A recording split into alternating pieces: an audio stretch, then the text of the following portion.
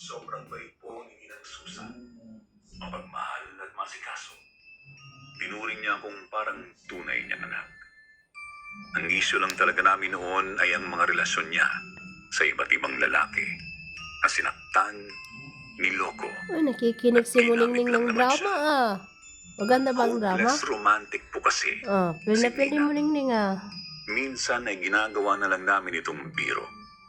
Pero di namin inasahan na ito pala ang magdadala sa amin. May natutulog pang isa. Ilang drama. Muningning. Muningning. Sarap. Ang sarap ng tulog ni Muningning oh. Napila makinig ng aswang. Tinuruan po ako ni Mang Lito. Sinasabi ko na nga ba eh. Hindi ba't pinagsabihan na kitang huwag ka makikipaglapit sa matandang yun at sa grupo niya?